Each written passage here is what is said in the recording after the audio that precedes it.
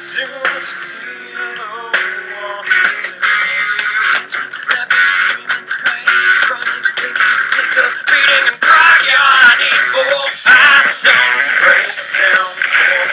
I'm not crying out to see the soul lying down, falling on the ceiling.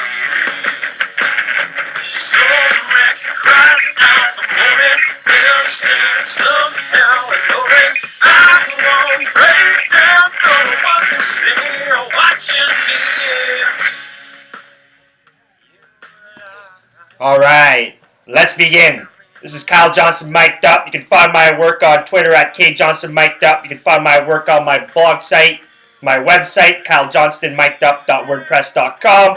These are my plays of the day for January 31st, 2017. Yes, it's the last day of January. It's felt like spring for most of January. I don't usually get that too often on my birthday month, but I'll fucking take it. We're going to hop up and in real quick. I got to run to Oakville. I got things to do. I just got home. I got to run back out. The grinding wheel of life never ends. Never ends. No rest for the wicked. So I got 7 plays for you tonight. We're going to start on the college basketball court. We heated up last night. So what do we like to fucking see? Told you, man. We're just like Homer Simpson versus Drederick Tatum. We just need to wait for them to get tired. A little rope-a-dope, you know, and then we could just throw that one slow right hook. Or was Homer a lefty? Can't quite remember. So anyways, we're going to start off with some college basketball plays. Couple interesting plays tonight. I've been noticing some funny lines in the world of college basketball over the last few days. I've been on the benefit of some, and I've been on the wrong side of some, put it that way. But we're going to get on the fucking right side again here tonight. We're going to continue this roll that we started last night. So the first game I like a lot. Butler. They host Creighton. Creighton Blue Jays. I'm not a fucking Blue Jays fan of any fucking team. Put it that way. But the Butler Bulldogs, they're hosting the Creighton Blue Jays. As it stands right now, it's -7.5 for the Bulldogs. Total, this is 149.5. Creighton Blue Jays haven't been the same since their starting point guard went down. His name's just slipping my mind right now. It'll probably come to me by the end of this podcast. But their starting point guard went down. He was leading the fucking NCAA in assists and shit like that. Leading the conference in assists. They've never been the same since he went down to Xavier. So I like the Butler Bulldogs to bounce back from their loss to, who'd they just lose to? Georgetown?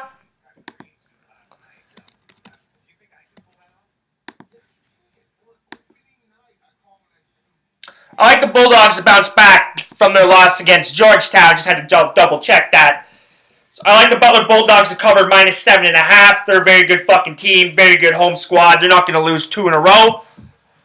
And the Creighton Blue Jays are banged up, as I just stated.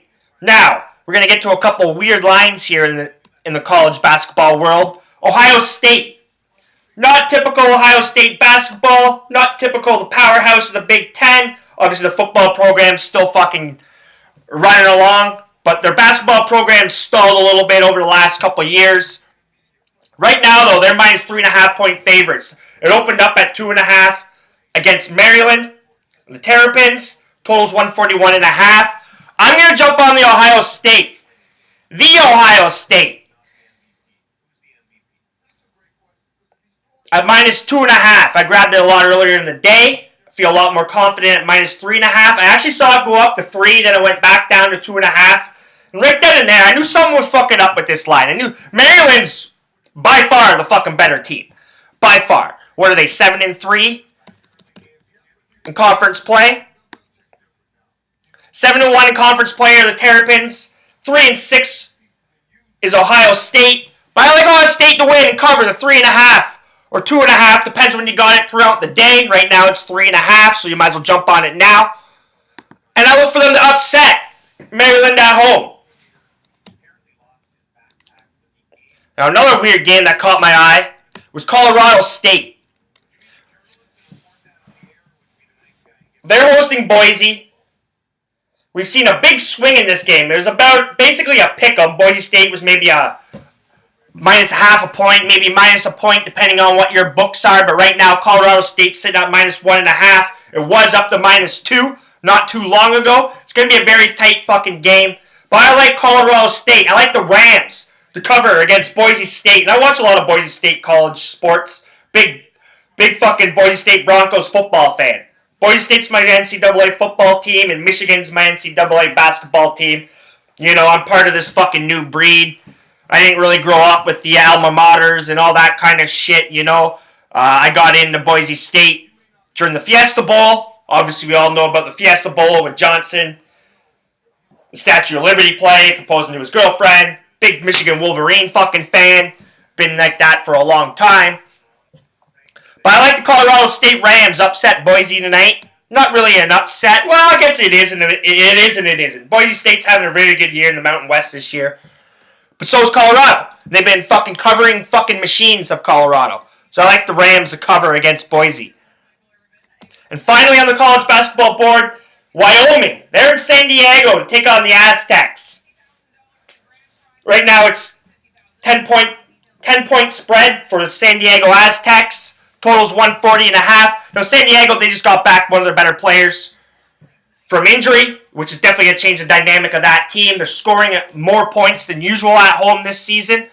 But that being said, I think 10 points is too much with Wyoming. Wyoming's going to come and fucking play. Great three-ball shooting fucking team. Much better at home than they are on the road. But with the San Diego just doesn't play fucking quick enough, man. Doesn't play fucking quick enough. Their offense isn't efficient enough. I like Wyoming to cover the 10 points against San Diego State in San Diego. Now in the NBA, we're going to ride one of the hottest NBA teams. If you haven't been paying attention to the NBA, you haven't been fucking making money. Because the Washington Wizards, Phoenix, other than last night, even the last two games, Phoenix hasn't covered. But before that, they were on a nice run. The Mavericks, the 76ers. It's that time of year. And if you've been paying attention, you've been making some money. So the Washington Wizards are back home after a mini 2-game road trip. They're hosting the New York Knickerbockers. Fucking brutal New York Knick fucking team. You never know when this team's going to fucking quit. They haven't quit as much as they have in the past. Like Anthony's got a little chip on his shoulder and shit like that. Porzingis is back from injury. But I like Washington Wizards led by John Wall and Bradley Beal. Porter. They're fucking playing really good fucking basketball right now. It's -7 right now for the Wizards. Total's 216. Maybe a slight lean to the over, but I like the Washington Wizards to cover at -7. Why not? If it keeps coming up red, we got to keep fucking betting red. I always get that feeling when, all good things do come to an end. That's usually right around record times, and shit like that. But the hometown Toronto Raptors, they're also in action tonight. They take on the Pelicans. Toronto's currently -8-point home favorites. Total's 215.5. There's maybe another lean to the over on that. I haven't clicked these overs. No totals tonight. I like the Toronto Raptors to finally fucking bounce back. Finally snap out of their fucking slump. They've been playing some bad fucking basketball. They have no excuses. The basketball's just been bad. I've watched every fucking game. Watched basically every fucking minute. And it's been bad. And then, to be quite honest with you, they showed a lot of signs and a lot of things that would make me very worried if I was a Toronto Raptors fan. First and foremost, DeMar DeRozan isn't in the lineup. They depend on Kyle Lowry to score, and that's it. Now, in the playoffs, they usually try to take away your best fucking scorer. He can't really quite do what he used to do. So, they're going to need some fucking help scoring that fucking backcourt, man. And they got nobody really to replace DeMar DeRozan. Norman Powell played well. He played well, and he's going to be a fucking key cog in the fucking playoffs. He's got to get better on defense. But, he ain't stars, and stars win in the NBA. The Toronto depth is kind of fucking shaky, especially when it comes to scoring. We know they can't play defense this year. So a lot of worrying some fucking characteristics we saw on the Raptors in this losing streak here, where they lost 7 and 8 or something like that. But I do think they fucking bounce back tonight. DeMar DeRozan has a big game. Raptors cover 8 against the New Orleans Pelicans. And finally, on the frozen pond tonight, yes, hockey is back. That fucking bullshit 3-on-3 crap is over. The All-Star game crap is fucking over. I tried to watch that 3-on-3 shit. And they're going half-ass. The one beauty thing about 3-on-3 when you watch it in the regular season is that, A, they have a full lineup so they can go fucking full tilt. And they go full tilt. It's fucking fast, man. Fast 2-on-1s all over the fucking place. People scrambling, diving. They were going half fucking ass. The goalies were fucking half ass. They don't want to get fucking hurt. It was awful to watch. And I know it's for the kids. It really is for the kids.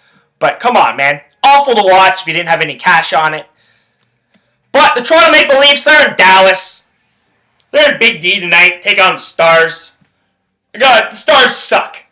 Stars are fucking awful. Awful. Can't play fucking defense. Have no fucking goaltending. They have some sharpshooters, but, you know, the magic is wearing the fuck off on Dallas. People are starting to figure them out. A couple players have regressed, or at least come back to their normal level. Klingman and all that, some of their defense that were playing over their heads. And with that being said, Toronto Maple Leafs are an upstart, fucking young, go-hard fucking team. They're going to come into this game. They don't even give a fuck that the All-Star break's over. They didn't even really want an All-Star game break, probably. They're young. They're enthusiastic. They're going to walk into Big D. They're going to be ready to fucking go. Dallas is a much older team. They're going to be a little sluggish, I think, out of the gates. Toronto should be able to fire some pucks back. Pucks past Kerry Lettinen. I wouldn't be shocked to see Toronto put 4 or 5 on the fucking board tonight. I like the Toronto Maple Leafs to beat Dallas in Dallas. Right now you can get them at -105 on the money line. Now you can find my work on Twitter at kjohnstonmic'd up. Find my work on my website at kylejohnstonmic'dup.wordpress.com. I gotta run. So remember, if you're not laying money down on the table, you're not winning.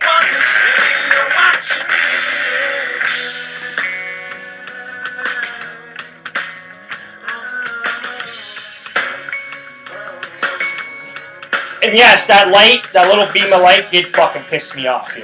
But I had no time to fix it or correct it. It just kind of fucking appeared out of nowhere. Fucking magic.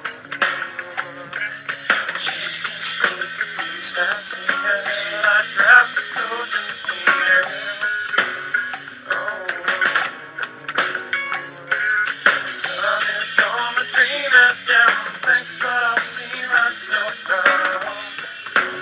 This one.